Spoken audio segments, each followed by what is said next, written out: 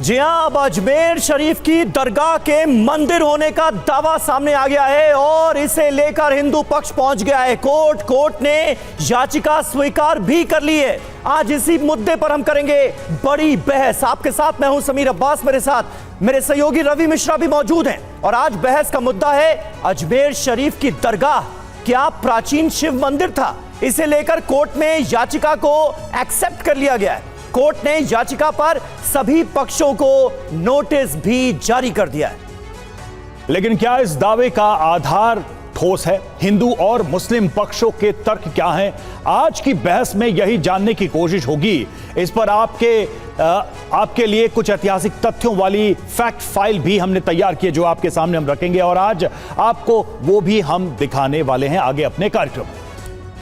जी हां, ये खबर है मैं ख्वाजा की दरगाह या शिव का मंदिर, अब इस पर बहस शुरू हो गई है। खबर क्या है, आइए सबसे पहले आपको तफसील से यह बता देते हैं कि इस पर चर्चा हो क्यों रही है। दरगाह को शिव मंदिर बताने वाली जो याचिका थी उसे अदालत ने मंजूर कर लिया है, निचली कोर्ट ने मंजूर कर लिया है। अजमेर सिविल कोर्ट ने यह याचिका एक्सेप्ट की है। हिंदू पक्ष ने यह याचिका दायर की थी और अजमेर सिविल कोर्ट ने इसे एक्सेप्ट कर लिया है। हिंदू सेना के अध्यक्ष विष्णु गुप्ता की तरफ से यह याचिका दायर की गई थी और दरगाह कमेटी, अल्पसंख्यक मंत्रालय और एएसआई को भी इसके संबंध में नोटिस दिया गया है। मामले में अगली सुनवाई 20 दिसंबर को होनी है। अगली सुनवाई की तारीख है 20 दिसंबर। जी हां, और 38 पेज की याचिका में क्या है यह जान लीजिए। ख्वाजा मोइनुद्दीन चिश्ती की दरगाह में शिव मंदिर होने का दावा किया गया है। हिंदू पक्ष की तरफ से, हिंदू सेना की तरफ से बनावट और शिव मंदिर के प्रमाण के संबंध में भी कुछ सबूत पेश किए गए हैं उनकी तरफ से। दरगाह परिसर की एएसआई से सर्वे कराने की अपील भी की गई है इस याचिका में और धार की भोजशाला, बनारस और अन्य जगहों के उदाहरण भी साथ में दिए गए हैं चूंकि वहां भी ऐसे मामले लंबित हैं। जी हां, दरगाह कमेटी समेत 3 पक्षकार भी इसमें बनाए गए हैं। एएसआई को भी नोटिस दिया गया है इस मामले में, दरगाह कमेटी को नोटिस दिया गया है और अल्पसंख्यक मंत्रालय को नोटिस दिया गया है। कमेटी क्षेत्र में निर्माण को अवैध बताते हुए कब्जा हटाने की मांग की गई है। मंदिर में पूजा अर्चना का अधिकार दिलाने की मांग भी इस याचिका में की गई है। दावे का आधार क्या है ये देखिए। पूर्व जज हर बिलास शारदा की किताब का इसमें जिक्र किया गया, उसके आधार पर यह दावा किया गया है। किताब का नाम अजमेर हिस्टोरिकल एंड डिस्क्रिप्टिव ये बुक है जिसको बेस बनाया गया है। 1911 में लिखी गई इस किताब का अपनी याचिका में हवाला दिया गया है। जहां 75 फीट ऊंचे दरवाजे में मंदिर के अंश की बात कही गई है इस याचिका में जो हिंदू सेना की तरफ से दाखिल की गई। एक तहखाना या गर्भगृह में शिवलिंग है यह भी बताया गया है इस याचिका में। किताब के मुताबिक ब्राह्मण परिवार यहां पूजा अर्चना करता था और उसको भी याचिका का एक आधार बनाया गया है। याचिका स्वीकार करने के बाद याचिकाकर्ता और दरगाह कमेटी के सदस्यों का क्या कहना है, आइए आपको सुनाते हैं। हमने साफ बात रखी थी कि जो अजमेर दरगाह है वो भगवान शंकर का, महादेव का मंदिर है, संकट मोचन महादेव मंदिर है और उसके सभी साक्ष्य हमने माननीय कोर्ट को रखे और कोर्ट ने हमारी बात बड़ी गंभीरता से सुनी। हमसे भी सवाल जवाब हुए और उन्होंने बाद में चाहा कानून अनुसार कि ये केस चलने योग्य है, हमारी याचिका स्वीकार करी है और सभी पक्षों को नोटिस जारी किया है।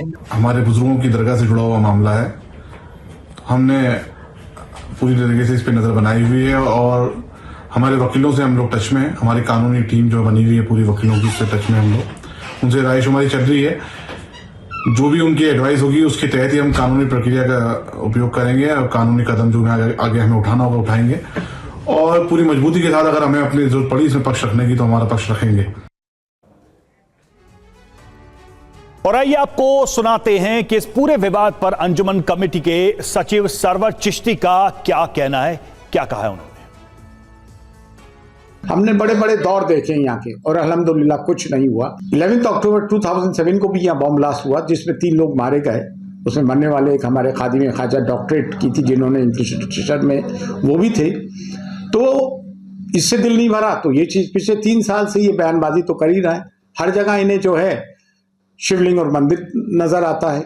सदियों पुरानी मस्जिदों पे ये लोग इस तरह की हरकतें कर रहे हैं, लेकिन ये चीजें देश हित में नहीं है। और हमारे साथ इस वक्त तमाम खास मेहमान मौजूद हैं, उनसे आपका तारुफ करा दें। अलग अलग पक्षों की राय क्या है ये आपने देख ही ली, सुन ही लिया। योगी उमेश पुरी हमारे साथ मौजूद हैं, जिनका ताल्लुक है जूना अखाड़ा से। हमारे स्टूडियो में आज हमारे खास मेहमान हैं। मुमताज आलम रिजवी भी मुस्लिम स्कॉलर हैं और वो भी इस पक्ष पर अपनी राय रखेंगे।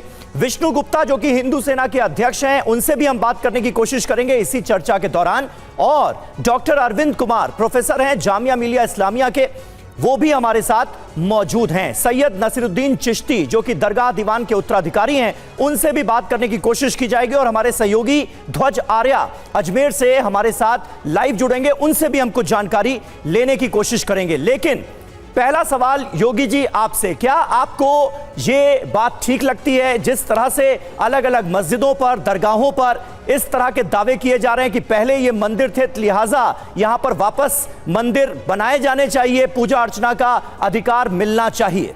देखिए, बिल्कुल प्रमाणिकता के साथ और कॉन्फिडेंट होकर मैं बात बोलता हूं जी। जितने भी हम ये स्थल देखते हैं जहां हम लोग आज दावा कर रहे हैं, हमको उसके इतिहास में जाना चाहिए कि किस प्रकार से मुस्लिम आक्रांताओं ने हिंदू धर्मस्थलों को तोड़कर मस्जिदों का निर्माण कराया। ये कोई बात छुपी नहीं है और आज बड़े पैमाने पर पूरे भारतवर्ष के अंदर ये बातें निकल कर आ रही, जिसके अंदर हम लोग बाबरी ढांचे को जब तोड़ा गया तो बाबरी विध्वंस के बाद जो नीचे जमीन में से जो साक्ष्य निकले वो प्रमाण करते थे कि वहां पर राजा रामचंद्र जी का जन्म स्थान था। ऐसे ही भारत में अनेक स्थान, हम ज्ञान व्यापी को देख लेते हैं, हम संभल वाले विवाद को देख लेते हैं। और एक तो ये अजमेर की जो दरगाह है, इसमें बताने की आवश्यकता नहीं है कि मुस्लिम शासन काल के अंदर एक व्यक्ति भारतवर्ष में आता है और वो यहाँ पर अपने एक केंद्र बनाता है और धीरे धीरे कर कर वो मंदिर को ध्वस्त कर कर एक केंद्र बन जाता है। इसमें संशय नहीं करना चाहिए, ये बिल्कुल प्रमाणिक है। हिंदू धार्मिक स्थलों को तोड़कर मुस्लिम आक्रांताओं ने यहाँ पर मस्जिद बनाने का काम किया और ये प्रमाणिक और तथ्यों पर आधारित है। बिल्कुल ये आपका दावा है। मुमताज आलम रिजवी साहब, क्या कहेंगे आप? देखिए, एक बार फिर से एक और मुद्दा, एक और विषय अदालत तक पहुंचाया गया है और फिर से वही कहानी सामने आ रही है कि एक धर्मस्थल को यह दावा करके कि यहां पर पहले हिंदू मंदिर था। बिल्कुल ऐसी ही कहानी हमने दूसरी जगह भी देखी है। इसमें क्या अलग आपको नजर आता है? एक तो मैं शुक्रिया आपका। सबसे पहले मैं एक गाँव की मिसाल देता हूँ। गाँव में एक मिसाल दी जाती, पता नहीं और कहाँ कैसे दी जाती, लेकिन मैं अपने गाँव की बता रहा हूँ कि आंधर पावे पनही तो भागे खुजार खुजार। अगर अंधे को चप्पल पहना दो तो फिर तमाम दौड़ना शुरू कर देता है कि अब तो चप्पल है ही है, चाहे जहाँ भागो दौड़ो, अब तो कुछ लगना नहीं, कुछ होना नहीं। वही हाल जो है इस वक्त देश में कुछ लोगों का हो गया। उनको लग रहा है कि अब हमारी सरकार है और चाहे जो हम करें अब कोई परवाह नहीं, अब तो कुछ होना ही नहीं, इसीलिए ये सब कर रहे हैं। लेकिन उनको पता नहीं है कि वो जिस डाल पे बैठे उसी को काट रहे हैं। भारत जिस बात के लिए महान है उसकी वजह यही है, नंबर एक। नंबर दो, क्यों प्लेसेस ऑफ वर्शिप एक्ट बना था? वो इसीलिए क्योंकि सबको पता था कि यहाँ खुराफाती लोग बहुत हैं। यहाँ जो है वो हर मस्जिद में मूर्ति तलाश की जाने लगेगी और हर दरगाहों में मंदिर तलाश किया जाने लगेगा। तो इसलिए वो कानून बना दिया गया था और उसमें बाबरी मस्जिद को सिर्फ छोड़ दिया गया था। और वही चीज़ आप देख लीजिए कि हो रही है। आप क्या समझते हैं कि कोई एक दो का मामला है? अभी तो घर घर हो सकता है घरों में तलाश किया जाने लगे कि साहब ये घर जो है ना पुराना, ये भी मंदिर था। अब बताओ, अब आदमी उसमें चला गया कोर्ट में कि ये मंदिर था, कौन करेगा? और वहाँ जो अदालतें बैठी हैं उनको तो ठेका दे दिया गया है कि साहब जैसे ही आए फौरन कबूल कर लेना, देखना नहीं कि सही क्या है गलत क्या है, बस अंधा पट्टी बांध दी। लेकिन अदालतों पर तो इस तरह के सवाल नहीं उठाए जा सकते। क्यों नहीं उठाए जाने चाहिए? अदालतों पर आप अगर सवाल उठा देंगे तो यकीन किस पर करेंगे? उठाया जाएगा। अल्टीमेटली आदमी जब हर जगह से निराश हो जाता है तो कहता है कि मैं तुम्हें कोर्ट में देख लूंगा। आप कोर्ट से ही निराश हो जाएंगे तो फिर कैसे? मैं आपको फिर कैसे चलेगा? सवाल ये है ना। एक मिनट, सैयद नसीरुद्दीन चिश्ती हमारे साथ जुड़ चुके हैं, दरगाह दीवान के उत्तराधिकारी हैं। चिश्ती साहब, आपसे मैं जानना चाहूंगा, ये जो याचिका हिंदू पक्ष की तरफ से डाली गई है, जिस तरह के सबूत, एक मिनट चिश्ती साहब, जिस तरह से ये याचिका डाली गई है, कुछ सबूतों का जिक्र करते हुए ये कहा गया है कि अजमेर की ये दरगाह पहले शिव मंदिर थी, ये मंदिर होना चाहिए, यहां पर दरगाह नहीं होनी चाहिए। इसे आप कैसे देखते हैं और आपको क्या लगता है क्यों इस तरह के केसेस देश के अलग अलग हिस्सों से सामने आ रहे हैं और अब तो उस दरगाह पर दावा ठोका गया है जहां हर साल देश के प्रधानमंत्री खुद चादर चढ़ाते हैं, खुद चादर भेजते हैं। अब मामला उस दरगाह से जुड़ा हुआ सामने आया है। आप क्योंकि इस दरगाह से जुड़े हुए हैं, आप कैसे देख रहे हैं इस याचिका को?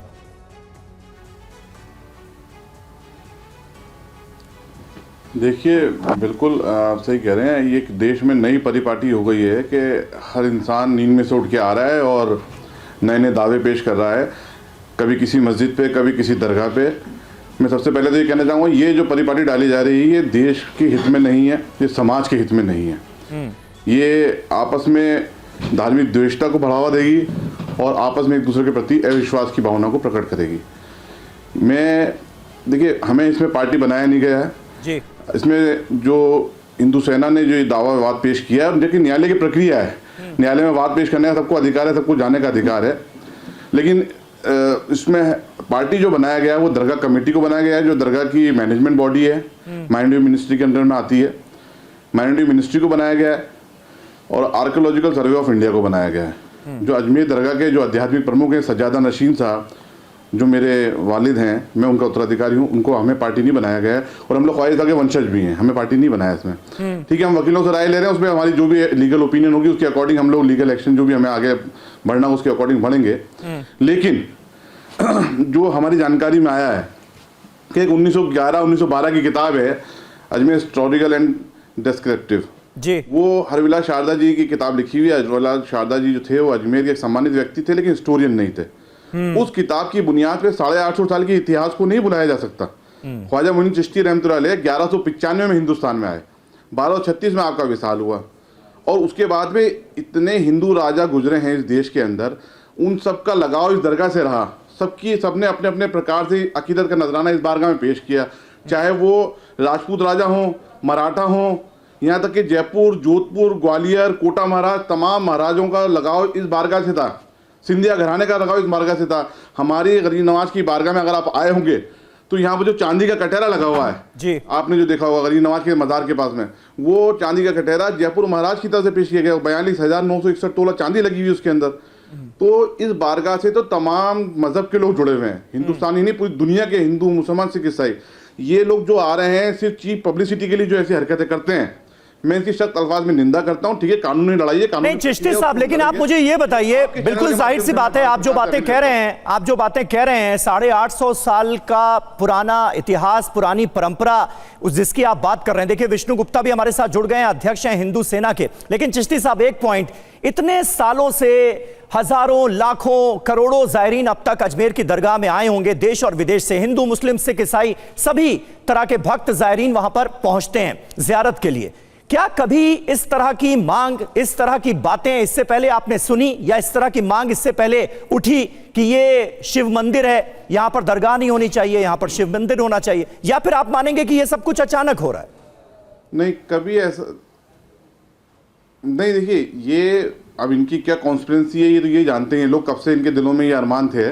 लेकिन ये है कि सार्वजनिक तौर पे कभी ऐसा कुछ नहीं हुआ।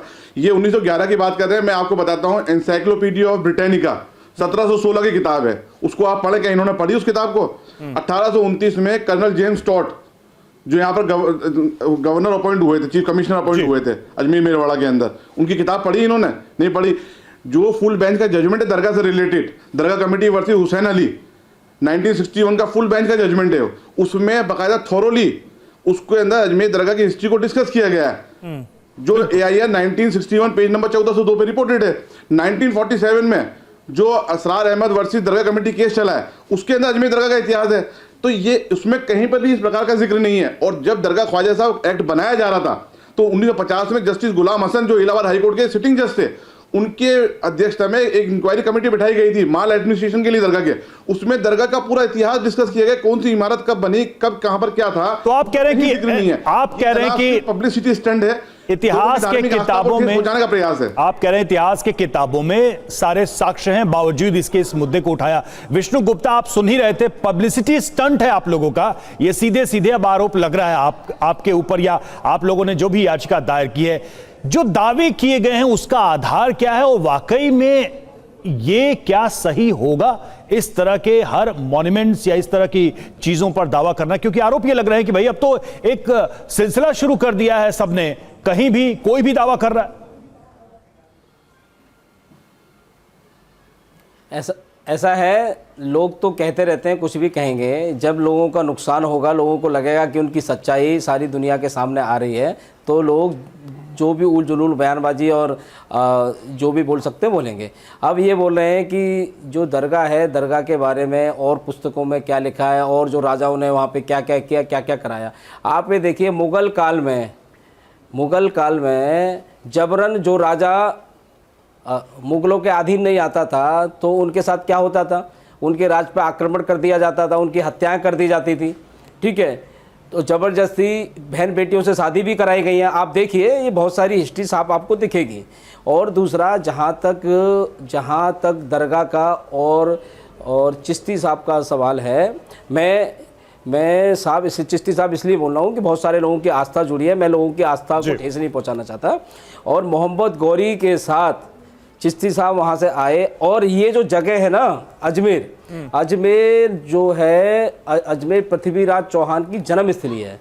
तारागढ़ का किला है जहाँ पृथ्वीराज चौहान जी का जन्म हुआ। और ये बोल रहे हैं कि हम केस फाइल कर रहे हैं या हम झूठी सस्ती लोकप्रियता पाने के लिए काम कर रहे हैं। आप बताइए कि 2.5 दिन का जो झोपड़ा है, जिसे 2.5 दिन की मस्जिद बताते हैं, संस्कृत विश्वविद्यालय था या नहीं था, उसको अलाउद्दीन ने खिलजी ने तोड़ा नहीं तोड़ा, जो कि मोइनुद्दीन चिश्ती साहब के ही भक्त थे, चेले थे, जिन्होंने उनकी मजार का भी निर्माण कराया। ये सारे दावे हैं, बहुत सारे दावे जो हैं जिनका आप यहाँ पर जिक्र कर रहे हैं, आपने अपनी याचिका में भी उसका जिक्र किया है। ठीक है, देखिए जो मुगल, ठीक है, लेकिन अलग अलग राय है, अदालत का फैसला क्या होता है इस पर ये देखने वाली बात होगी। समय में आप देखिए विष्णु जी, एक मिनट, आपने अपनी बात कही। डॉक्टर अरविंद कुमार हमारे साथ मौजूद हैं। हर जगह देखिए जाके, इन्होंने, मुगलों ने यहाँ पे हमारे मंदिरों को ध्वस्त किया है और मस्जिदें खड़ी की हैं। तो हमें यदि कानून ने कुछ ऑप्शन दिया है, कोर्ट जाने का अधिकार हमारा है, बिल्कुल, हम कोर्ट जा रहे हैं। और कहीं किसी के पास, किसी गुंडे बदमाश के पास यदि भीड़ ज्यादा हो जाए तो वो सही आदमी नहीं हो जाता। ठीक है, इतना कहना चाहता हूं मैं, सिर्फ इतना, भीड़ किसी का फैसला, ठीक है विष्णु जी, बिल्कुल, भीड़ कोर्ट करेगा, भीड़ किसी बात का फैसला नहीं कर सकती। फैसला करने के लिए इस देश में अदालतें हैं। और आपने ये बात सही कही कि अदालत जाने का, कोर्ट जाने का हक तो हर किसी के पास है ही। चिश्ती साहब, आप कुछ रिएक्ट करना चाह रहे थे, जल्दी से 10 सेकंड में अपनी बात करते हैं, मुझे डॉक्टर अरविंद के पास जाना है। जी, मैं ये बात कहना चाह रहा हूं आपको कि ये मुगलों से जो जोड़ा जा रहा है ना, ये बिल्कुल गलत है। ना तो मुगलों से हमारा कोई लेने देना है। मुगल आए 1526 के अंदर, जब तक तो आधे से ज्यादा तामीर हो चुकी थी दरगाह की, तो मुगलों से ना जोड़ा जाए। और दूसरी चीज ये है कि मैं तो भारत सरकार से अपील करूंगा, प्लेसेस ऑफ वर्शिप एक्ट के अंदर अमेंडमेंट किया जाए कि नए नए विवाद जो खड़े हो रहे हैं इनको रोकना बहुत जरूरी है। पुराने विवाद चल रहे हैं, सबको मानना है, अदालत जाने का एक मिनट बीच में, दरगाह किसने बनाई थी? दरगाह का निर्माण पहली बार शुरुआत किसने कराई थी? दरगाह का निर्माण अजमेर में, दरगाह का निर्माण कराने वाला व्यक्ति का नाम बताओ मुझे, कौन था वो व्यक्ति? चिश्ती साहब, जिसने दरगाह बनाई, बताइए। देखिए, दरगाह का निर्माण समय पर अलग अलग लोगों द्वारा कराया गया, लेकिन मैं यहाँ पर कोई आर्गुमेंट में नहीं आया हूँ। भारतीय मुसलमान था,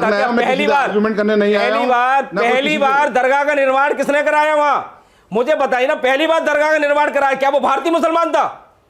वो लुटेरा आताताई मुगल था जिसने यहाँ पे। ठीक है, एक मिनट, आपने अपनी बात कह दी। विष्णु जी के इस दावे पर चिश्ती साहब आपको कुछ कहना है? 200 साल पहले बन चुका था। ठीक है, आप कह रहे हैं मुगलों से इसका कोई वास्ता नहीं रहा है। डॉक्टर अरविंद कुमार को हम यहाँ पर बहस में ले आते हैं। एक मिनट, डॉक्टर अरविंद कुमार, मुझे बताइए, अगर इतिहास की किताबों को टटोलने की, खंगालने की कोशिश होगी तो अजमेर की दरगाह के बारे में क्या मिलता है? एक सवाल ये आपसे। दूसरा, प्लेसेस ऑफ वर्शिप एक्ट का जिक्र बार बार हो रहा है। जो प्लेसेस ऑफ वर्शिप एक्ट 1991 है, वो ये साफ कहता है कि 15 अगस्त 1947 से पहले अगर कोई धर्मस्थल अस्तित्व में था तो वो फिर किसी और धर्म के धर्मस्थल में तब्दील नहीं किया जा सकता। जो इसका उल्लंघन करेगा उस पर जुर्माना लगेगा, 3 साल की सजा तक हो जाएगी। उसके बावजूद भी इस तरह के मामले देश के अलग अलग हिस्सों में अदालतों में कैसे पहुंच रहे हैं, यह भी जरा समझाइएगा।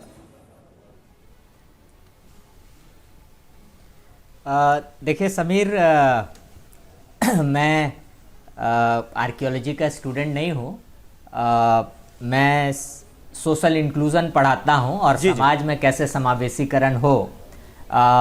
तो मुझे लगता है कि बचपन से हम लोग एक बात सुनते हैं इरादे रोज बनते हैं, बनकर टूट जाते हैं। वही अजमेर जाते हैं जिन्हें ख्वाजा बुलाते हैं।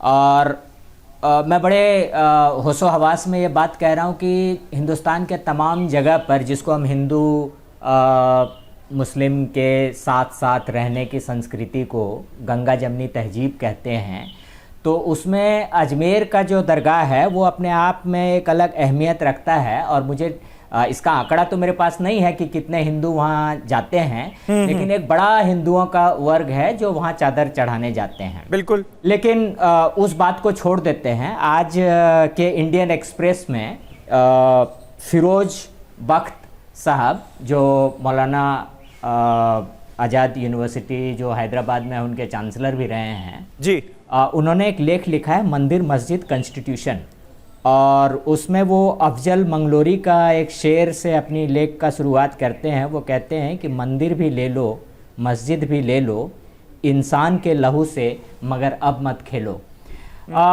वो एक और बात का जिक्र करते हैं जो यहाँ आपके चैनल के माध्यम से मैं कहना चाहता हूँ कि सरसंघ चालक माननीय मोहन भागवत जी ने भी थोड़े दिन पहले ये स्टेटमेंट दिया था कि हमारे इस देश के हिंदू समाज को भी, या पूरा ओवरऑल हिंदू मुसलमान सारे समाज को, हर मंदिर के नीचे मस्जिद या हर मस्जिद के नीचे मंदिर ढूंढने से कुछ खास हासिल नहीं होगा। हर मस्जिद के नीचे शिवलिंग ढूंढने की कोशिश नहीं होनी चाहिए, ये उनका बयान था। जी जी जी, इससे बहुत कुछ हासिल नहीं होगा, क्योंकि जिस अब आता हूं मैं उस एक्ट के बारे में जो वर्शिप एक्ट है, वो भी सुप्रीम कोर्ट में उस पर भी मामला लंबित है। जी जी। और लेकिन सुप्रीम कोर्ट पर बात करते हुए मैं एक बात जरूर बोलूंगा कि अभी आज मुझे लग रहा है 28 तारीख है शायद, तो 2 दिन पहले संविधान दिवस था, और संविधान दिवस के ठीक पहले सुप्रीम कोर्ट का एक और बहुत महत्वपूर्ण निर्णय आया, जब लंबे वक्त से कहते हैं कि हमारे संविधान के प्रियम्बल में सेक्युलर वर्ड था कि नहीं, और ओरिजिनली नहीं था, और बाद में ऑब्वियसली 1976 के अमेंडमेंट के बाद सर मुद्दे पर थोड़ा, लेकिन कई बार अदालतों ने, मुद्दे पर आ रहा हूं, कई बार अदालतों ने यह कहा है कि सचमुच में वो शब्द हो या ना हो, लेकिन भारत एक संवैधानिक रूप से एक सेक्युलर राष्ट्र है और है। ठीक है। अब जो 1947 की बात वो कह रहे हैं कि सचमुच में नहीं, आप कह रहे हैं कि भारत का जो उदाहरण बड़ा बढ़िया, आपने कहा भारत का जो कैरेक्टर है, भारत का जो बेसिक सोसाइटी का कैरेक्टर है, वो सेक्युलर कैरेक्टर ही रहा है, चाहे वो लिखा हो चाहे ना लिखा हो। बात समझ में आती है। योगी उमेश पुरी जी, क्या ऐसी कोशिशों से उसी कैरेक्टर को आघात नहीं पहुंचाया जा रहा है?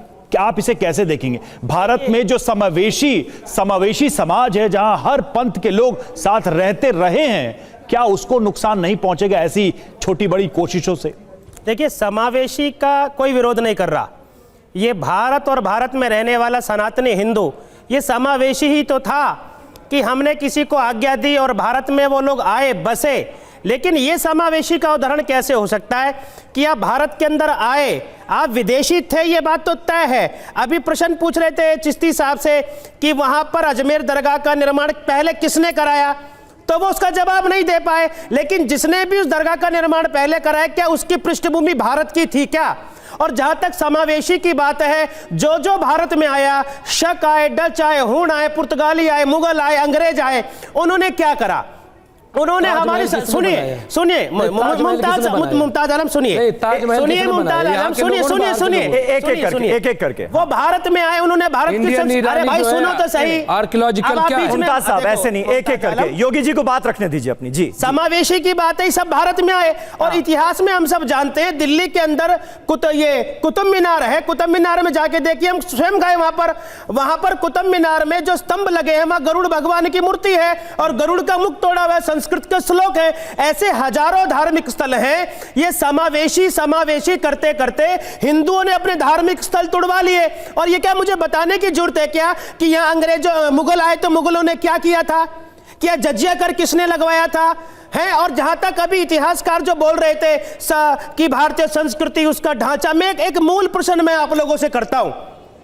देखिए, मुझे एक बात बताइए, क्या हिंदुओं ने, सनातन ने ठेका ले रखा है क्या? आज हम लोग जागरूक हो रहे हैं, अपने अपने धार्मिक स्थलों की जांच कर रहे हैं और हम उन्हें वापस लेना चाहते हैं। और मुसलमान कहते हैं कि भारत के अंदर हिंदू हमारे बड़े भाई हैं, तो बड़े भाई होने के नाते हमारे धार्मिक स्थल हमको वापस करना चाहिए। और देखिए, अगर कोर्ट कहता है कि मस्जिद के अंदर जाके सर्वे कीजिए, हम तो इतने सहिष्णु हैं, इतने शांति प्रिय लोग हैं कि कोर्ट के माध्यम से हम परमिशन लेकर जाते हैं। लेकिन संभल के अंदर परमिशन लेके जा रहे थे, लेकिन जब पत्थरबाजी हुई, करने वाले कौन थे? आज हम अपने हक की बात करते हैं तो ये भीड़ में इकट्ठे होते हैं, ये पत्थरबाजी करते हैं, ये गोली चलाते हैं, ये मारते हैं। हमें बताने की आवश्यकता नहीं है कि हिंदू कितना सहिष्णु था और हमारे साथ क्या क्या आघात इन लोगों ने करने का काम मतलब किया। आपके हिसाब से अगर अतीत में, इतिहास में, हमारे देश में ऐसा हुआ है कि मंदिर तोड़कर मस्जिद बनाए गए या फिर धर्म स्थलों में किसी तरह का बदलाव किया गया, तो वो अब सब वापस पुराने अस्तित्व में वापस आने चाहिए, आप ये कह रहे हैं? मतलब जब पुराने धर्म स्थल थे किसी दूसरे धर्म के, उन्हें तोड़ा गया, फिर बनाया, मुगलों ने बनाया, अंग्रेजों ने बनाया, किसी ने भी बनाया, तो अब इसी तरह का सिलसिला जो है वो पूरे देश भर में चलना चाहिए, आप ये कह रहे हैं? कुल मिलाकर मेरे से पूछ रहे हैं ना? जी जी, आप ही से जल्दी हाँ या ना बस। देखिए, निसंदेह हमको अपने धार्मिक स्थल वापस लेने, ये हमारा अटूट विश्वास है, हम लेकर रहेंगे। क्यों दे भाई, कोई मजबूरी है क्या? हमारे धार्मिक स्थल है, कल तो ये वैष्णो देवी पर भी हक बोल देंगे, केदारनाथ पर भी बोल देंगे, बद्रीनाथ पर भी बोल देंगे, केदारनाथ भी बोल देंगे। अरे भाई, तो इसीलिए योगी जी, इसीलिए 1991 में प्लेसेस ऑफ वर्शिप एक्ट बनाया गया ना, जिसमें अपवाद रखा गया राम मंदिर को। संविधान में एक मिनट सुनिए, पहले बात सुनिए। 1991 के प्लेसेस ऑफ वर्शिप एक्ट का क्या मतलब रह गया? फिर आप लोग देश की सरकार से ये गुजारिश कीजिए कि उस एक्ट को खत्म कर दिया जाए। देश की प्रस्तावना में परिवर्तन हो सकता है। अगर समय समय पर कांग्रेस ने अपने शासनकाल के अंदर संविधान में प्रस्तावना में परिवर्तन किया, तो भैया इसमें भी संविधान को मानते हैं, कानून को मानते हैं या नहीं मानते? कानून को मानते हैं या नहीं मानते? पहली बात ये बताइए आप, कानून को मानते हैं या नहीं मानते हैं? देखिए, संविधान को मानते हैं, कानून को मानते हैं, लेकिन परिवर्तन हो सकता है। तो फिर कानून में ये है ना कि अगर आप उल्लंघन करेंगे तो 3 साल की जेल होगी। कानून में तो ये है, फिर कानून को बदला जाए, फिर उस एक्ट को बदला जाए, फिर ये सिलसिला शुरू हो, परिवर्तन किया जाए, हिंदुओं की भावना को ध्यान में रखा जाए। ठीक है, आपने अपनी बात कह ली कि भाई बदलाव हो कानून में, और वो आप ये मांग कर रहे हैं। ये तो चलिए, ये तो सरकारों का काम है, ये सदन का काम है कानून बनाने, उसमें बदलाव करना। लोग अपनी अपनी राय रख सकते हैं, मुमताज आलम साहब, लेकिन सवाल यह है कि मामला तो सिर्फ निचली अदालत में गया है, ये किसी का भी राइट है, इसमें इतना बेचैन होने की क्या जरूरत है? अगर बात सही होगी तो आगे बढ़ेगा, नहीं होगी तो वहीं खत्म हो जाएगा। देश में कितने भी टाइटल सूट हो, चाहे वो मंदिर मस्जिद के झगड़े हो, जमीन के झगड़े हो, मकान के झगड़े हो, वो अदालत ही तो निपटाएगी, और कहां होगा निपटारा उसका? देखिए, जिसको आप लोग यही कह के साहब अदालत में ही तो जा रहा है, निचली अदालत में तो जा रहा है, यही कह करके पूरे देश का माहौल ख़राब होता जा रहा है। और ये हर जगह, आप क्या समझ रहे हो, यार बहुत जगह इन जैसे बाबा जो है घर घर जा करके पूछ रहे हैं। नहीं तो आप क्या सजेस्ट कर रहे हैं?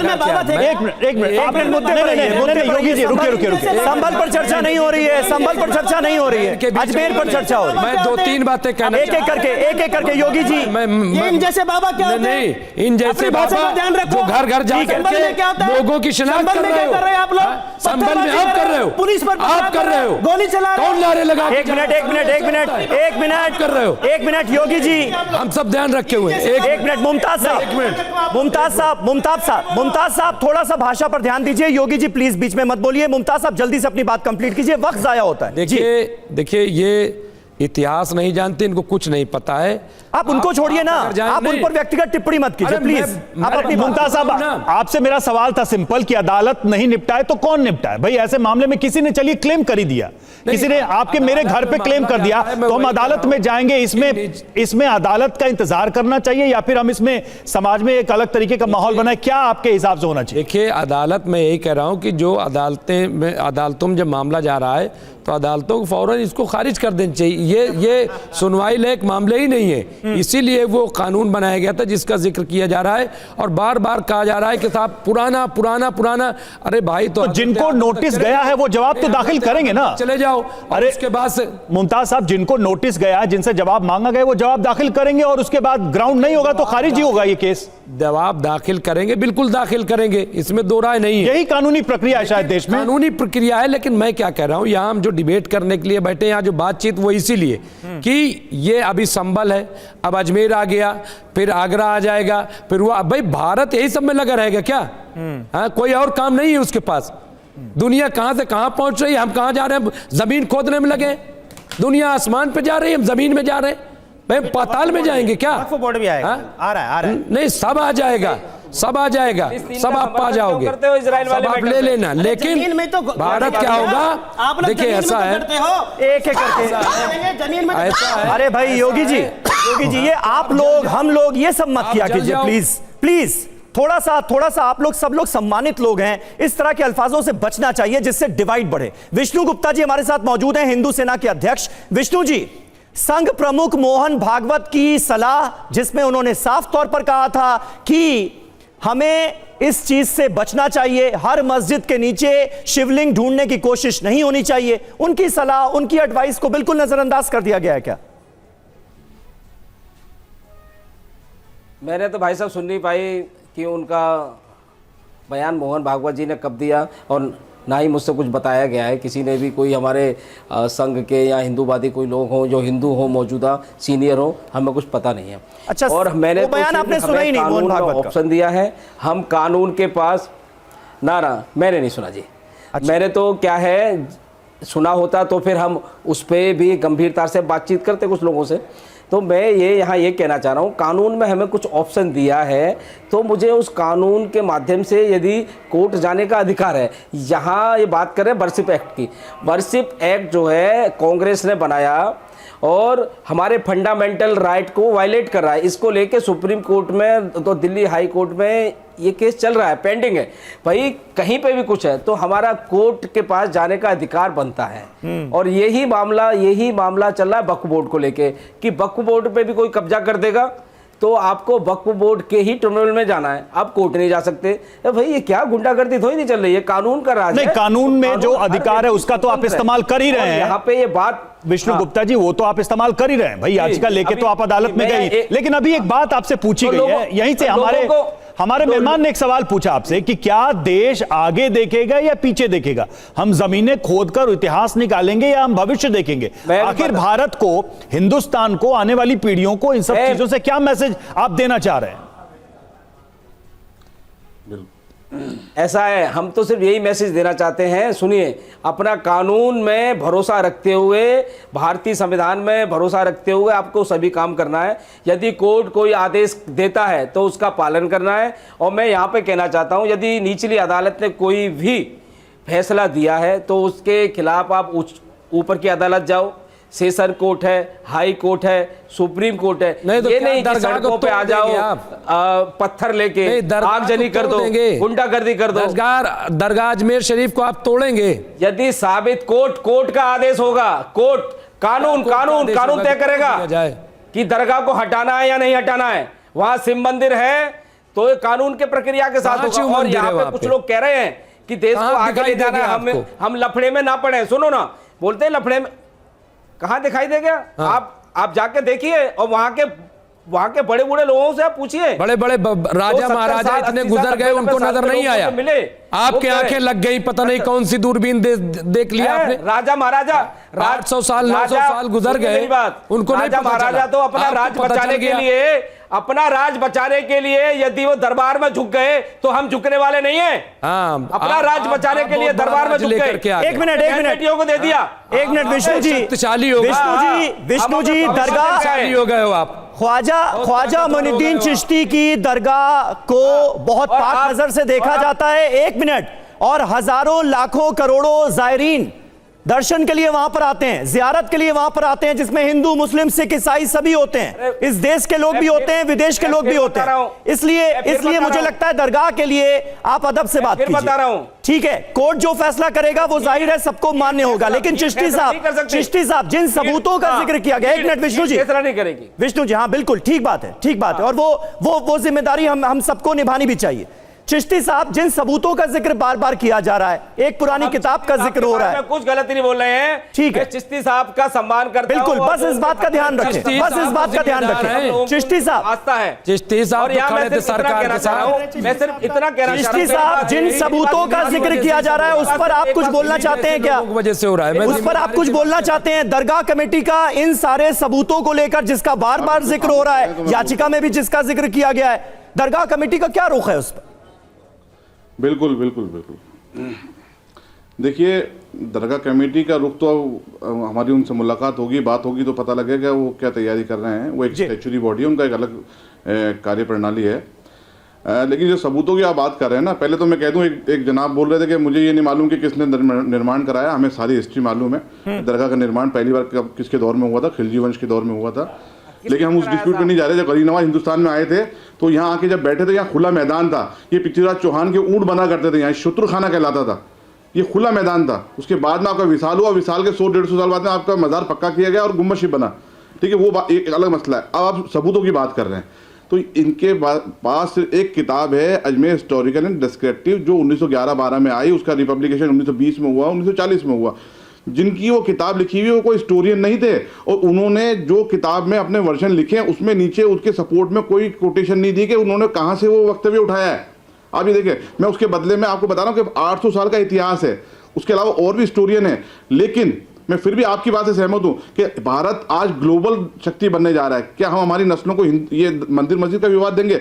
मैं भारत सरकार से अपील करना चाहता हूँ कि प्लेसेस ऑफ वर्शिप एक्ट को क्या तो सही तरीके से लागू करें या उसमें और अमेंडमेंट करें। जो 100-150 साल पुराने विवाद हैं या 47 से पहले के विवाद है धार्मिक स्थल को लेकर के, उसमें जो न्यायालय का निर्णय आता है उसको सबको उसका सम्मान करना चाहिए, और लोगों ने करा भी है। लेकिन नए नए विवाद खड़े करे जा रहे हैं। आप जी सोचिए, इससे क्या लोगों के दिमाग में मैसेज जाता है? देश की छवि दुनिया में क्या जाती है? सिर्फ पब्लिसिटी स्टंट है, कोई ऑथेंटिक प्रूफ नहीं है।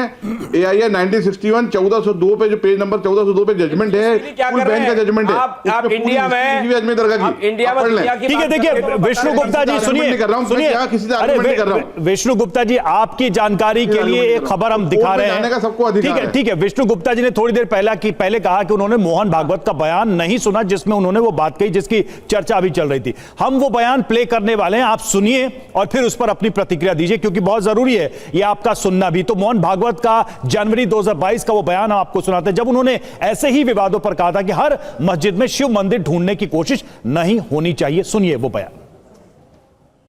ठीक है, प्रतीकात्मक कुछ हमारी विशेष श्रद्धा थी, ऐसे स्थानों के बारे में हमने कहा, लेकिन रोज एक मामला निकालना नया, यह भी नहीं करना चाहिए। हमको झगड़ा क्यों बढ़ाना है? ज्ञानवापी के बारे में हमारी कुछ श्रद्धाएं हैं, परंपरा से चलती आई, हम कर रहे, ठीक है, परंतु हर मस्जिद में शिवलिंग क्यों देखना? तो भाई वो भी एक पूजा है, ठीक है, बाहर से आई है, लेकिन जिन्होंने अपनाई है वो मुसलमान, वो बाहर से संबंध नहीं रखते, ये उनको भी समझना चाहिए। यद्यपि पूजा उनकी उधर की है, उसमें वो रहना चाहते तो अच्छी बात है, हमारे यहाँ किसी पूजा का विरोध नहीं। विष्णु गुप्ता जी, आपने कहा आपने बयान नहीं सुना था, हमने वो बयान निकाला और आपके सामने रखा। अब आप बताइए, मोहन भागवत गलत कह रहे हैं या सही कह रहे हैं? जी, मैं बताता हूँ। ना, मोहन भागवत जी एकदम सही कह रहे हैं। मोहन भागवत जी की बात का मैं सम्मान करता हूँ, सर माथे पर उनकी बात। लेकिन संघ ने और विश्व हिंदू परिषद ने देश के मुसलमानों से हाथ जोड़ के पूर्ण में कहा कि ये तो राम मंदिर है, मथुरा और काशी आप हमें दे दो, हम कुछ भी आगे कोई राम मंदिर पर फैसला आ गया है, अदालत का फैसला आ चुका है क्या? राम मंदिर पर फैसला आ चुका है, और काशी छोड़ेंगे। लेकिन ये जो केस है ये बिल्कुल वही है जिसके लिए मोहन भागवत मना कर रहे हैं। ना संघ के भी लाइन है, ना मथुरा और काशी मैं बात कर रहा हूं। दो धर्मस्थल और मांगे हमने, 3 की बात हुई थी, राम मंदिर पे आया है। अरे आप गरीब नवाज की बात करिए ना, आपका क्लेम, आपकी याचिका तो उसके लिए है, मथुरा काशी उस पर बात करिए ना पहले। अब वो भी टूट के बात हुई है, अरे वो भी तो शिव मंदिर है। ठीक है, आप जो बात कह रहे हैं चिश्ती साहब, या तो आप हमारी बात मानो, आखिर में जवाब दे दीजिए। कुल मिलाकर भाव विष्णु गुप्ता जी का जो नजर आ रहा है वो ये कि भाई देखिए, राम मंदिर का तो वो तो वैसे भी प्लेसेस ऑफ वर्शिप एक्ट में उसे अपवाद माना गया था, तो उसको अलग रख देते हैं। मथुरा और काशी पर जो हिंदू पक्ष की डिमांड है उस पर भी मुस्लिम पक्ष की तरफ से कोई पॉजिटिव रिस्पांस तो आया नहीं, तो फिर अब हम इस तरह के जितने भी मामले हैं उनको अदालत की चौखटों तक ले जाएंगे। कुल मिलाकर ये भाव उनका नजर आ रहा है। इस पर आखिरी रिएक्शन आपका। जी देखिए, मैं किसी की बात का जवाब देना उचित नहीं समझता, लेकिन हाँ, अदालत में जाने का सबको अधिकार है, एक न्यायिक प्रक्रिया है, लेकिन इसको abusing the process of law भी कहा जाता है। ठीक है, न्यायालय का जवाब न्यायालय में देंगे, कानून का जवाब कानून से दिया जाएगा, और वाद प्रस्तुत भी होते हैं न्यायालय में और वाद खारिज भी होते हैं। इंशाल्लाह ताला इनके वाद को खारिज कराया जाएगा, क्योंकि बिना बेसलेस है, आधारहीन है। तो अब आर्ग्यूमेंट जो करने होंगे हम कोर्ट में करेंगे। लेकिन आपने मोहन भागवत जी का जो बयान दिखाया, मैं बिल्कुल उस बात से सहमत हूं कि ये हर जगह मंदिर ढूंढने की जरूरत नहीं है, हर मस्जिद में शिवालय ढूंढने की क्या जरूरत है। ऐसे बुद्धिजीवियों को आगे आना होगा, ऐसे जिम्मेदार लोगों को आगे आना होगा, और हम सबको साथ बैठना होगा और इसको तय कराना होगा कि आइंदा कोई विवाद ना अभी मौका है, अभी भी सबके पास मौका है। मथुरा काशी पे अपना दावा छोड़ो, मैं आपसे विदा चाहता हूं, काशी पे अपना दावा छोड़ो। मैं इस मैटर में मैं आर्ग्यूमेंट करने नहीं आया यहां पर। विष्णु जी, मौका देने वाले ना चिश्ती साहब है ना आप हैं। तय करना है अदालत को। अब ये सारा मामला अदालत की चौखट तक जब पहुंच गया है तो फैसला भी अदालत से ही होगा, हमें उसका इंतजार करना चाहिए।